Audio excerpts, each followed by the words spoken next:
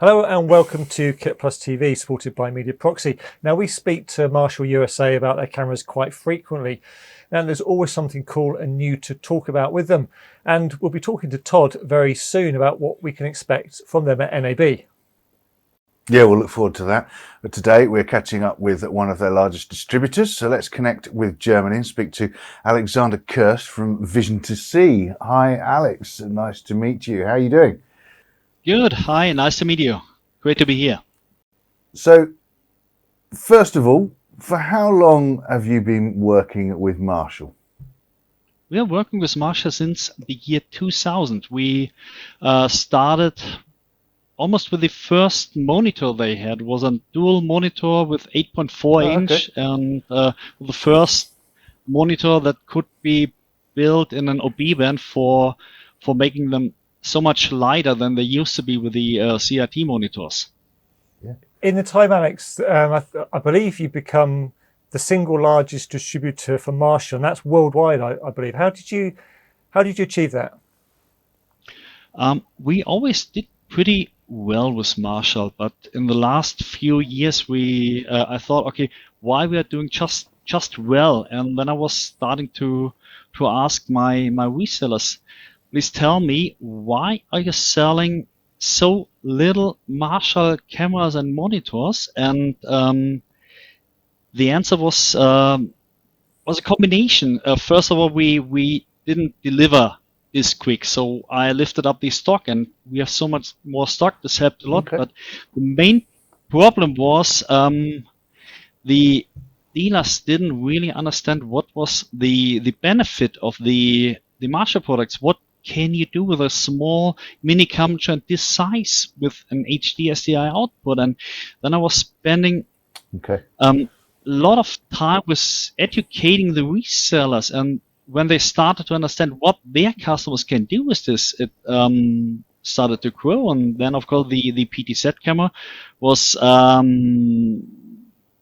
COVID really helped us a lot, because we now had we needed to do remote production, and the Marshall cameras really fitted perfect. And then I just need to educate the new resellers, the new salespersons, and the product itself was always very good, and it just needed to be more known in the public.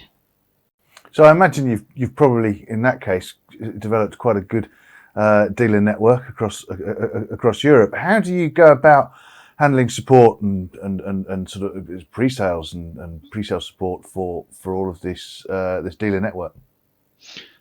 Support is, of course, it's a very important topic, and we are trying to do as many repairs as possible in-house, and in case we cannot repair it and it needs to go back to the manufacturer, we have replacement units. So we have the internal goal to give that a repair does not take longer than 3 days, and in 99% of the cases we are fulfilling this, because we are doing replacements. We have so many units we can swap, and luckily, not as many units come back, but of course, when a camera is falling from a tripod and things happen, that it might break, and so the key is to do as many service in-house as possible. And regarding pre-sales, of course, I need to help customers to find the right product. So we have a huge amount of demo and loan units for when you're talking to public broadcast. They need to test everything they are buying. They are not relying on what they got offered. They need to test this, and that's the reason why I keep so big amount of demo gear. So it seems like, from what you were saying earlier on, Alex, that it's more of an education thing about training people and training that network. And the reason why we've spoken to Marshall so often over the last couple of years is because they've constantly got a stream of new innovations coming out. Is that a challenge to keep on top of that training program when you've constantly got new cameras coming out? Oh yes, it really is. You do know how often we or Todd announce a new product, and a lot of work to educate the resellers and the system integrator. But this is the important part. You cannot bring a product into the market when the market doesn't know the product. So you have to announce all, or you have to give the reseller all the information they do need, and educating them is big part of my business. And of course, the market, you know, not only that, keeping the market informed, the market has evolved. Your business has probably had to react to an evolving market over the last couple of years. Some of it permanent. What kind of changes have you had to make? Have you been feeding back, I guess? And what other changes have you had to make to your business over the last couple of years? It'd be interesting. Of course, COVID changed really everything. I was, when COVID hit Germany and we had the first lockdown, I was in Hamburg on a business trip. I was there for a full week and meeting customers in Hamburg and was showing the product. And then I needed to go home we had a full lockdown with everything was closed. We sent everybody from the office into home office who could work from home. Of course, shipping and repairing cannot be done at home, while the rest of the team was working from home. And after a few days, I realized I can do everything I did on a trip at home too. I sent a product to customer, called them up, had a video call, and told them, "Oh, let's speak about the camera I just sent you." And it is so efficient, and I do not want to stop this. Frankly speaking, the week business trip in Hamburg could be shrink down to half or maximum 1 day with the same outcome.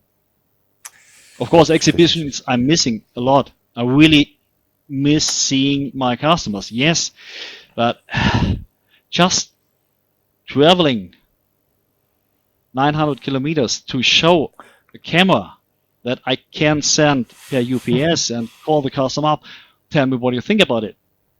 Doesn't make sense to travel this far each time you do have a new product. Yeah, I think there's a lot of manufacturers and distributors that have obviously discovered new ways of doing things. So with the many cameras on the market, Alex, why do you think your resellers prefer to sell Marshall? It's a combination of many points. First of all, the quality is good, starting from the small little one up to the 4K NDI PTZ camera. It's a huge lineup what they do get, and good quality for an affordable price, very small failure rate, and they are in most of the cases are available.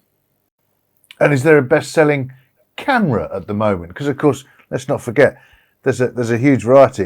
I mean, at the beginning of lockdown, they had to sort of reintroduce, restock massively the CV503U3, the USB version, which suddenly became very popular. So but what's the biggest selling camera in your through yourselves at the moment? There are two different cameras I'm selling. When we're starting with the small miniature camera, the CV506 is by far the best-selling camera we do have. It's the 4K, so the HD 3G SDI, including HDMI output camera. We had so many installations where a customer just bought tons of them and installing them into all different places. When it came to PTZ cameras, the best selling is at the moment the CV630 IP, but I'm not 100% sure if this will be the same when we would speak in 2 months' time, because the CV605 is picking up so quickly. And I ran the numbers this morning, and we almost got the same amount of quantity of the CV506. It's for the smaller one, more wide angle, better fitting for smaller rooms like radio station or every small room is this camera fitting perfect. You mentioned just now, Alex, about availability being one of the key factors of why people like to use Marshall. Now, obviously, there's a worldwide shortage of chips. Has that affected availability? What's the current situation on stock? Current situation is pretty good. We had some weeks where we couldn't deliver one or the other model, but the good thing is we always had an alternative.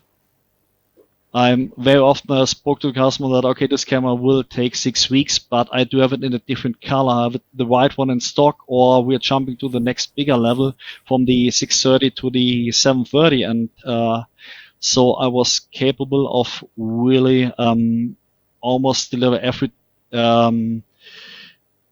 most of the time I could deliver what the customer was needing, or at least a similar product. There's something we've noticed. We've spoken about it before with Todd. Is that we've noticed that Marshall cameras can sometimes be used in some pretty cool and unexpected applications. Can you give us any examples that you've been involved with? Yes, we had several expectable applications like universities, like churches. Of course, we had many cameras on stage, on all kinds of events.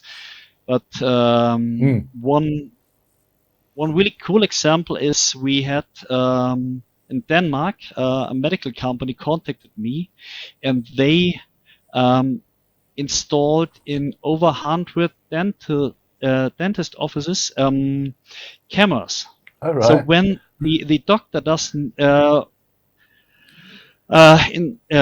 install the first time a planted into a mouse, there must be a doctor from the manufacturer watching how he's doing this and teach him how to do this, and this is done remotely. I think this was pretty cool because it saves a lot of traveling time there, and it is compared to how much the medical company is paying for having a doctor close by for just watching how to do this, doing this with a camera. That's pretty cool application, and they used the CV226 with a 6mm lens. So you're at the coalface, effectively, Alex, of dealing with customers and the distributors that are selling them to customers. What are the things that you're feeding back to Marshall that people really want in the next innovation that we see from Marshall? Of course, it really depends on when I'm speaking to customer. I'm always collecting every other month feedback from the customer and reporting this to Todd, and he's really thankful. And very often I do see the recommendation or the feedback from the customer in the next product. And at the moment, NDI is big topic, and we had very often the request for uncompressed NDI, and we also had the request for channel lock capability on a PTZ camera, and this is what will come.